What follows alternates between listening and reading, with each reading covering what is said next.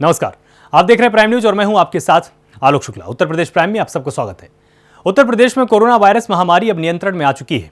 पिछले 24 घंटे के भीतर प्रदेश में कोविड-19 के कुल 251 नए मामलों की पुष्टि हुई है और 561 लोगों को इलाज के बाद छुट्टी दे दी गई है। राज्य में एक्टिव केस भी कम होकर 4569 बचे हैं। उन्होंने बताया कि राज्य में रिकवरी रेट बढ़कर 98.4% पहुंच चुका है। आपको बताएं कि प्रदेश में पिछले 24 घंटे में 2,63,769 कोविड के टेस्ट भी किए गए। हमें बहुत सावधान रहना है, ये माननीय मुख्यमंत्री जी ने सबसे प्रदेश के नागरिकों से अपील की है। कल से और छूटें दी जा रही हैं, बाजार और समय के लिए खुलेंगे, कुछ और गतिविधियां खोली जा रही हैं, परंतु ये ध्यान देना आवश्यक है और सबके लिए ये आवश्यक है कि सावधानी बरतें, क्योंकि सावधानी अगर नहीं बरतेंगे तो संक्रमण का दौर फिर आ सकता है। इसलिए सावधानी बरतें, मास्क का निरंतर उपयोग करें, आप भीड़ भाड़ से बचें, हाथ धोते रहें और टीकाकरण कराएं। देखिए, प्रदेश में संक्रमण कम हुआ है माननीय मुख्यमंत्री जी के नेतृत्व और उनके मार्गदर्शन में। जो 3T ट्रेस, टेस्ट और ट्रीट का जो एक कार्यक्रम चलाया गया है, जिसके साथ आंशिक कोरोना कर्फ्यू और वैक्सीनेशन, टीकाकरण का जो एक अभियान चलाया गया है, ये उसी का परिणाम है। विगत 24 घंटों में संक्रमण के 251 नए मामले सामने आए हैं। इसी अवधि में उपचारित होकर डिस्चार्ज होने वालों की संख्या 561 है। इस समय प्रदेश में एक्टिव इन्फेक्शन के केसेस की कुल संख्या 4,569 है। अब तक कुल 16,77,611 व्यक्ति संक्रमण विहीन हो चुके हैं और स्वस्थ हो चुके हैं। प्रदेश में रिकवरी का प्रतिशत इस समय 98.4 चल रहा है, 98.4%।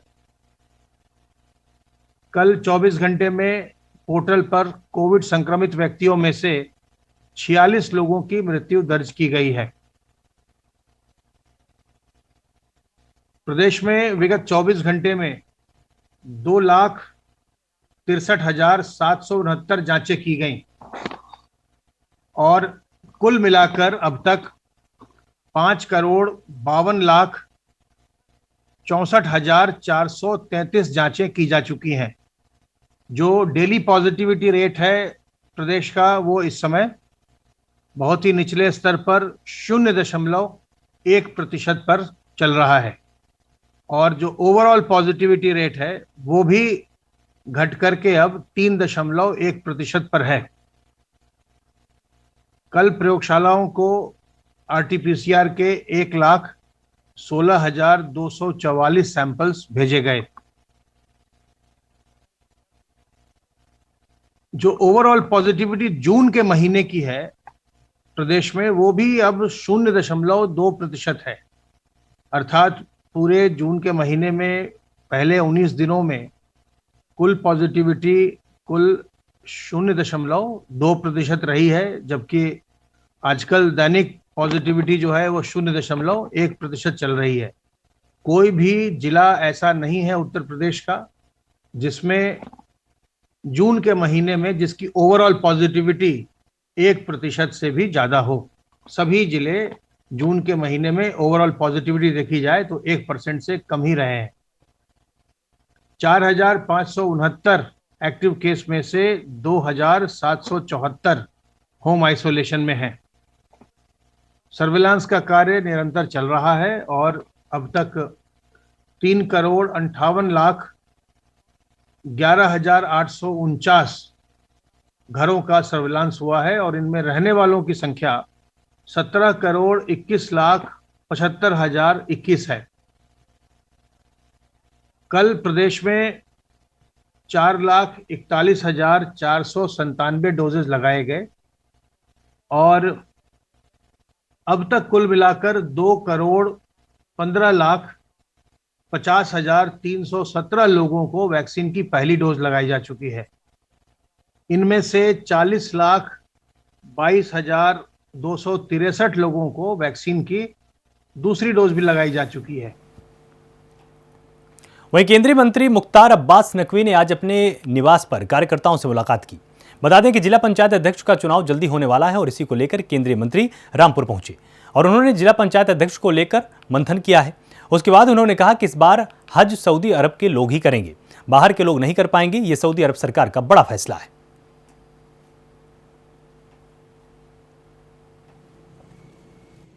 नहीं, आज तो हज 2021 नहीं होगा और वहाँ की सरकार ने ये निर्णय किया है कि जो बाहर के मतलब सऊदी अरब से बाहर के जो हज यात्री हैं वो नहीं आएंगे और मुझे लगता है कि जो उनका निर्णय है उस निर्णय के साथ हम लोग हैं और जो इस समय हालात हैं कोरोना पेंडेमिक के, लोगों की सेहत सलामती की दृष्टि से।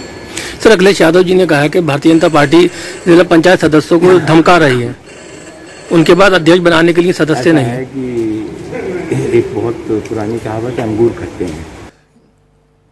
गौतम बुद्ध नगर में 10 जुलाई तक धारा 144 लगातार लागू रहेगी।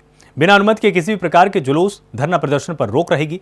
वहीं सोमवार से शुक्रवार सुबह 7 बजे से लेकर रात 9 बजे तक सभी दुकानें खुलेंगी। कंटेनमेंट जोन में चिकित्सक सेवाओं और आवश्यक सेवाओं के अतिरिक्त सभी गतिविधियां प्रतिबंधित रहेंगी। Swimming pool, gym, stadium, cinema hall सभी बंद रहेंगे। मॉल्स, रेस्टोरेंट, होटल 50% लोगों के साथ खुलेंगे। तो जिले में 10 जुलाई तक धारा 144 लागू रहेगी। बिना अनुमति के जुलूस, धरना प्रदर्शन पर रोक रहेगी। Swimming pool, gym, stadium, cinema hall सभी कुछ बंद रहेंगे।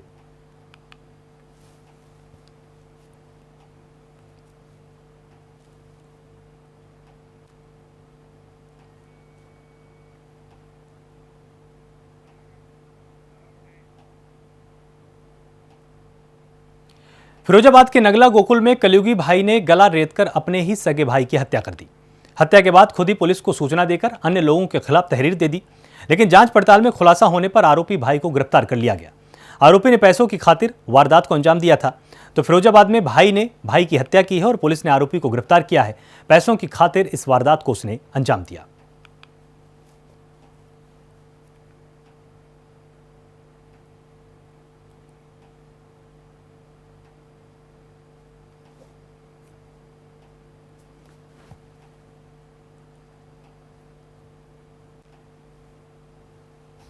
थाना एका में नगला गोकुल गांव में 13/14 जून 2021 की रात में राजकुमार नामक एक 28 वर्षीय युवक की उसके खेत पर डेड बॉडी मिली थी, जिस पर धारदार हथियार के प्रहार थे। पीएम कराया गया, उसमें स्ट्रेंगुलेशन भी आया और गले पर भी उसके धारदार हथियार के निशान थे। इसमें काफ़ी खोजबीन की गई। क्षेत्राधिकारी जसाना के नेतृत्व में surveillance team, SOG, field unit, सबके सम्मिलित प्रयास से इसका खुलासा हुआ और सनसनीखेज खुलासा ये हुआ कि इसके सगे बड़े भाई ने इसकी हत्या कर दिया था। सगा बड़ा भाई घर पे रहता था और राजकुमार जो मर गया वो बाहर रहता था। जब आया तो धीरे धीरे उसने घर पे खेती वगैरह में, क्योंकि वो सक्रिय रहता था, तो एक तरह से उसने होल्ड बना लिया। इस चीज़ से इसको बड़ी चिढ़ होने लगी और एक पैसा उससे मांगता था। तो उसने जब देखा कि इसकी आदतें नहीं ठीक हैं तो पैसे के लिए इसको लगा कि वो मोहताज हो रहा है। इस बात का इसके अंदर एक बहुत खराब भाव पैदा होने लगा। श्रावस्ती में आस्था के नाम पर लोगों ने कोरोना नियमों की धज्जियां उड़ाई हैं। जिले में गंगा दशहरा के नाम से मेले का आयोजन किया गया। यहां पर सैकड़ों की संख्या में भीड़ जमा हुई। ना किसी के चेहरे पर मास्क था, ना ही सोशल डिस्टेंसिंग का पालन किया गया। तो श्रावस्ती में कोरोना नियमों की धज्जियां उड़ाई गई। दशहरा मेले में धज्जियां उड़ाई गई और किसी के चेहरे पर कोई भी मास्क नहीं था।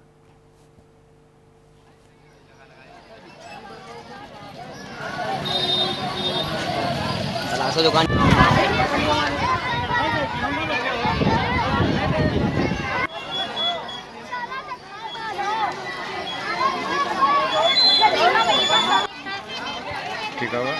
तो ये श्रावस्ती की तस्वीरें हम आपको दिखा रहे हैं, जहां पर दशहरे मेले में कोरोना गाइडलाइंस की धज्जियां उड़ाई गई हैं। किसी के भी चेहरे पर आप मास्क को नहीं ढूंढ पाएंगे।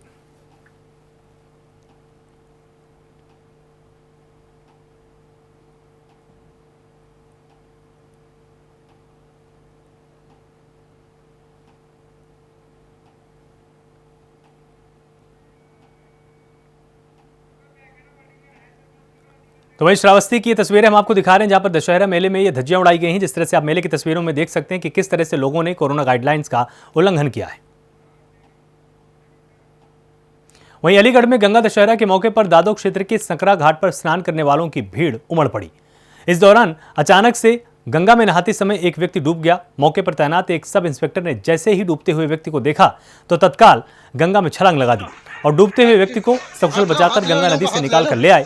लोगों ने सब इंस्पेक्टर का आभार व्यक्त किया है। वहीं एसएसपी ने सराहनीय कार्य के लिए सब इंस्पेक्टर को 25,000 की इनामी राशि देने की घोषणा की। हाथ लो इनको हाथ ले लो अंगोछन है पैर में हाथ लो इनको हाथ ले लो अंगोछन है पैर में हाथ लो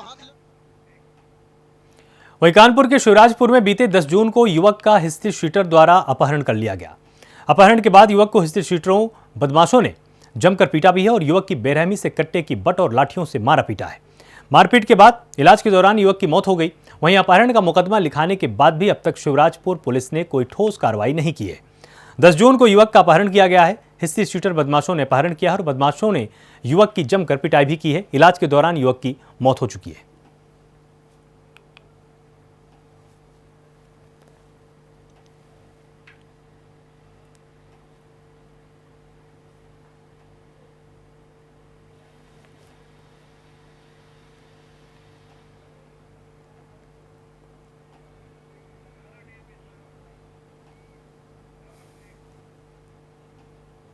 वहीं श्रावस्ती में हाई टेंशन लाइन की चपेट में एक बस आ गई, जहां करंट लगने से कंडक्टर की मौत हो चुकी है। मौके से कंडक्टर का साथी बस छोड़कर फरार हुआ है। स्थानीय लोग हैं, उन्होंने घटना की सूचना पुलिस को दी है और सूचना पर पहुंची पुलिस ने शव को पोस्टमार्टम के लिए भेज दिया है। तो श्रावस्ती में हाई टेंशन लाइन की चपेट में बस आई और करंट लगने से कंडक्टर की मौत हुई है। पुलिस ने शव को पोस्टमार्टम के लिए भेजा है।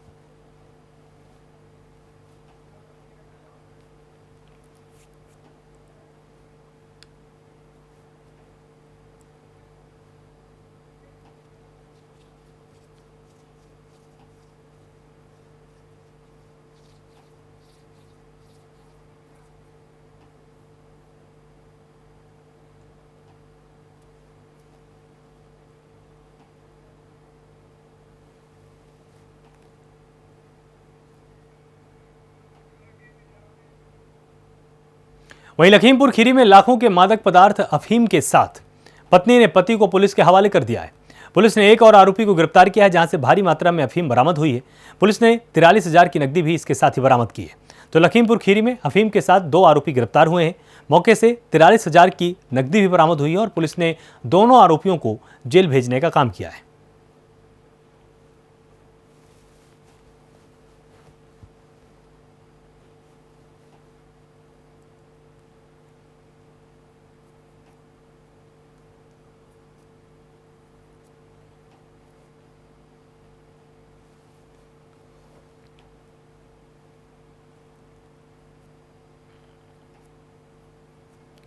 तो लखीमपुर खीरी से हम आपको खबर बता रहे हैं, जहां पर एक पत्नी ने ही अपने पति को गिरफ्तार करवा दिया और मौके से 43,000 रुपए नकदी और ढेर सारा मादक पदार्थ भी जब्त किया गया है। ललितपुर में पुलिस का मानवीय चेहरा सामने आया है, जहां बैंक की लाइन में लगे एक युवक को पुलिस की मनमानी का विरोध करना भारी पड़ गया। पुलिस ने युवक को पकड़कर थाने ले गई है और युवक के साथ मारपीट की गई है।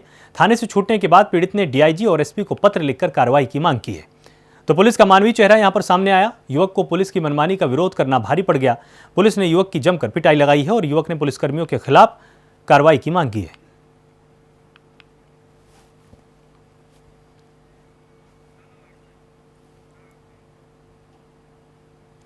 कोरोना महामारी की संभावित तीसरी लहर से बचने के लिए हरदोई के सदर विधायक नितिन अग्रवाल एक्टिव मोड में नजर आए हैं। ऐसे में उन्होंने अपनी विधायक नीति से सामुदायिक स्वास्थ्य केंद्र 52 में ऑक्सीजन प्लांट लगाने के लिए मंजूरी दी है। उनका कहना है कि तीसरी लहर की आशंका के चलते जिले में पीडियाट्रिक सेंटर बनाए जा रहे हैं, जिससे महामारी के चलते बच्चों पर पड़ने वाले प्रभाव को रोका जा सकेगा।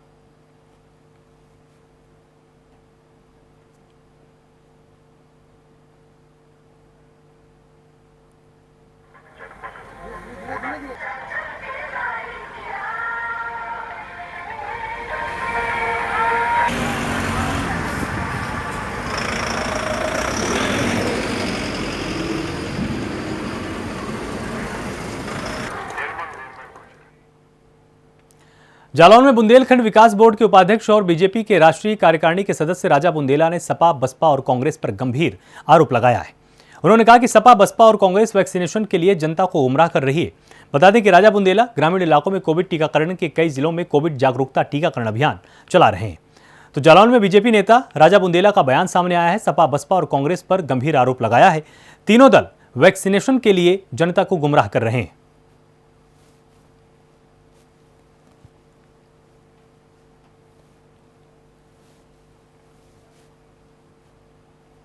ये जो हमारा भ्रमण है ये 16 तारीख से शुरू हुआ है चित्रकूट से लेकर और 23 तारीख को झांसी में संभाग में ख़त्म होगा।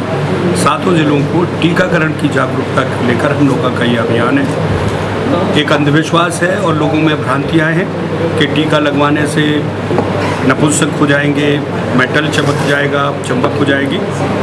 गांव-गांव जाकर हम चौपाल लगा रहे हैं। हम लोगों से उस भ्रांति को दूर करने की बात कर रहे हैं। इसमें हमारे साथ दिल्ली से पंकज चौधरी आए हैं, आपके यहाँ से ओंकार सिंह जी हैं, आश्रय सिंह जी हैं। हम सब साथी मिलकर अलग अलग ग्रुप में बैठ के महिलाओं से, ये नौजवानों से और ग्राम प्रधान के साथ मिलकर टीकाकरण की जानकारी लेते हैं और जहाँ जो अवरुद्ध है, जहाँ जहाँ जो समस्याएँ हैं उनका निवारण करने की कोशिश करते हैं। अभी आप वहीं लखनऊ में चोरों के हौसले लगातार बुलंद है, जहां चोरों ने राजधानी में पिछले 15 दिनों में 5 लग्जरी गाड़ियां चुरा ली हैं। पुलिस के पास से हर घटना का सीसीटीवी फुटेज भी बरामद हुआ है। आपको बताएं कि बावजूद भी चोर पुलिस की गिरफ्त से लगातार दूर हैं। पुलिस के पास सीसीटीवी फुटेज हैं, लगातार जांच कर रही है, लेकिन अभी भी चोर पुलिस की गिरफ्त में नहीं आए। तो आपको बताएं कि पिछले 15 दिनों में 5 कार चोरी हुई हैं। सभी महंगी गाड़ियां थी और चोरों में पुलिस का भी खौफ यहां पर नजर नहीं आ रहा है।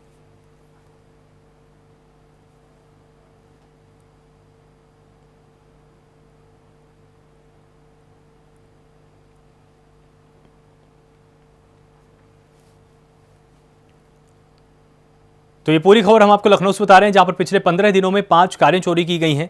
लगातार पुलिस के पास इन सभी की सीसीटीवी फुटेज भी हैं, उनको खंगाला जा रहा है और जल्द ही चोरों की गिरफ्तारी का आश्वासन दिया गया है। मुरादाबाद के भोजपुर थाना इलाके में उस समय हड़कंप मच गया जब एक युवक पेड़ से लकड़ी तोड़ने के लिए गया था। लड़का हाईटेंशन लाइन की चपेट में आ गया और हाईटेंशन लाइन में आने से युवक की झुलसकर मौके पर ही मौत हो गई। घटना का वीडियो वहां पर मौजूद युवक ने बना लिया, जिसमें पूरा हादसा रिकॉर्ड हुआ है।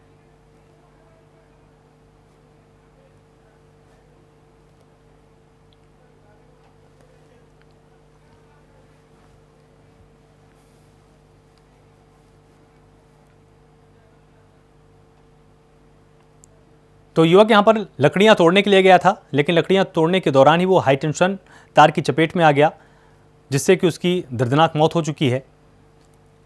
युवक की मौके पर ही मौत हो गई थी। ये सब बात पेड़ पे चढ़ गया था, तार तोड़ने के लिए जी नहीं, तार का ध्यान नहीं करा, वो तार से टकरा। अच्छा, अब आप लोग क्या चाहते हो? हम ये चाहते थे कुछ मदद मिल जाओ बच्चे को, और गरीब आदमी बहुत ज़्यादा लाचार है, तो सहारा है नहीं। बाप बहुत। ग्रेटर नोएडा में हल्की बारिश के चलते नगरपालिका की पोल खुल गई है। दरअसल कोतवाली के बाहर गेट पर हल्की बारिश की वजह से पानी भर गया है। कोतवाली के गेट पर जलभराव होने से पुलिसकर्मी और फरियादी को बहुत ज़्यादा परेशानी हो रही है। पानी में ही घुसकर आना जाना करने के लिए लोग यहाँ पर मजबूर हो गए हैं। तो ये दादरी कोतवाली के मुख्य गेट का वीडियो हम आपको लगातार दिखा रहे हैं, जहां पर आप देख सकते हैं कि कितना ज़्यादा पानी गेट पर ही भरा हुआ है, जिसके चलते पुलिसकर्मी और जो फरियादी हैं उन सभी को कोतवाली के अंदर और बाहर जाने में समस्या का सामना करना पड़ रहा है।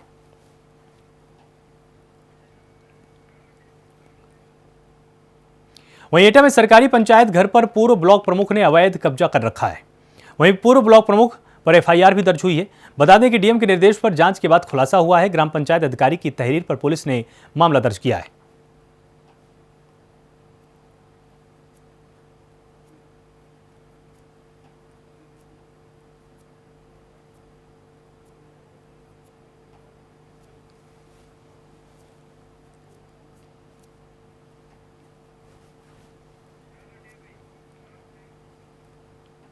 वहीं इटावा में मुलायम परिवार की बेटी की शादी के कार्यक्रम में पूरा परिवार एक साथ एक मंच पर नजर आया है। विवाह की खुशी के बीच हर किसी की निगाह परिवार में आपसी संबंधों पर टिकी हुई थी। परिवार के सभी लोग एक साथ एक मंच पर नजर आए। सपा संरक्षक मुलायम सिंह यादव, प्रसपा अध्यक्ष शिवपाल सिंह यादव, सपा अध्यक्ष अखिलेश यादव, सपा के राष्ट्रीय महासचिव रामगोपाल यादव भी परिवार के साथ खड़े हुए नजर आए और सभी ने वर वधू को आशीर्वाद दिया है। वहीं बिहार से आए लालू प्रसाद के बेटे तेजस्वी भी मंच पर दिखाई दिए।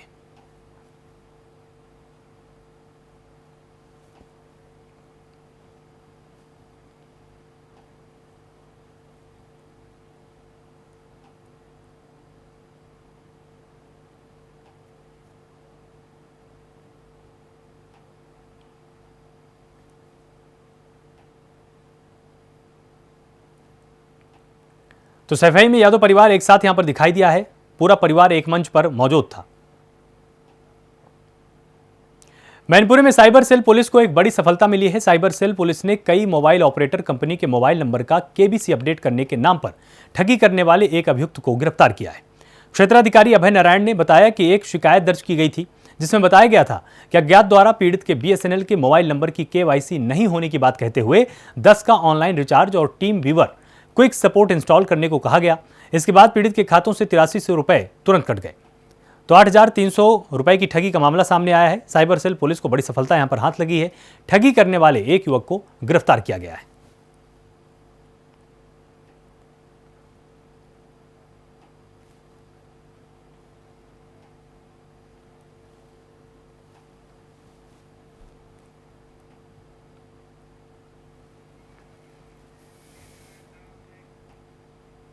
वहीं इटावा में अखिलेश यादव ने बीजेपी पर निशाना साधते हुए कहा कि जनता के सवालों के जवाब अगर बीजेपी नहीं दे पाएगी तो इस बार प्रदेश की जनता बीजेपी को हटाने के लिए तैयार है। कोई भी चेहरा ले आए, किसी के भी नेतृत्व में चुनाव लड़ लें, पहले बीजेपी को पलटकर अपने संकल्प पत्र को पढ़ना चाहिए। किसानों की आय दुगनी करने के लिए उन्होंने क्या किया है, इसका जवाब उनको देना चाहिए। ये समय वो है कि जब भारतीय जनता पार्टी को पलट करके अपने संकल्प पत्र को देखना चाहिए और जनता को ये बताएं कि किसानों की आय दोगुनी करने के लिए क्या किया है। जो हमारा नौजवान बड़े पैमाने पे बेरोज़गार है, नौकरी नहीं मिल रही है, आखिरकार उनके लिए क्या किया है। इसी तरह लगातार डीजल पेट्रोल महंगा हुआ है, महंगाई कितनी ऊंचाइयों पे पहुंच गई। जिस प्रदेश ने प्रधानमंत्री दिया हो, जिस प्रदेश ने राष्ट्रपति दिया हो और बड़े बड़े आयोजन किए गए हों जिसमें कि व्यापार बढ़ाने का संकल्प लिया गया हो, तो आखिरकार इन्हें बताना चाहिए कि ज़मीन पर कितना पहुंचा है इन्वेस्टमेंट। तो ये तो वो सवाल हैं जो भारतीय जनता पार्टी को देना है। अगर इन सवालों के जवाब भारतीय जनता पार्टी पे नहीं हैं तो चेहरा ले आएँ, कोई भी नाम ले आएँ, कोई भी, जनता इस बार तैयार है भारतीय जनता पार्टी को हटाने के लिए। भाजपा बार बार कह रही है कि हम पूरे प्रदेश में जिला पंचायत अध्यक्ष अपने बनाएंगे, जबकि सीटें उतनी है नहीं इनके पास। जिला पंचायत का चुनाव जिस समय हो रहा था वो सदस्यों को चुनाव चला था। भारतीय जनता पार्टी के खिलाफ आम लोगों ने मतदान किया और उसका परिणाम ये हुआ कि सदस्य उनके नहीं जीते। अब जो चुनाव लड़ा जा रहा है वो भारतीय जनता पार्टी नहीं लड़ रही है, उस जिले के डिस्ट्रिक्ट मजिस्ट्रेट चुनाव लड़ रहे हैं, उस जिले के पुलिस कप्तान लड़ रहे हैं। तो भारतीय जनता पार्टी ने लोकतंत्र में जिन्हें मौका मिला था अपना अध्यक्ष बनाने के लिए, बोर्ड का गठन करने के लिए, मनमानी तरीके से जिलाधिकारी और पुलिस कप्तान को लगा दिया है कि वही चुनाव लड़ें। अब भारतीय जनता पार्टी चुनाव नहीं लड़ रही है। उन्नाव में खनन के गड्ढे में डूबकर मासूम की मौत हो गई और मिट्टी की कगार फटने से गड्ढे में मासूम डूब गया। मासूम के डूबने की सूचना पर मौके पर ग्रामीण पहुंचे। कड़ी मशक्कत के बाद मृत अवस्था में मासूम को बाहर निकाला गया। घटना की सूचना पर मौके पर पहुंची पुलिस ने शव को पोस्टमार्टम के लिए भेज दिया है।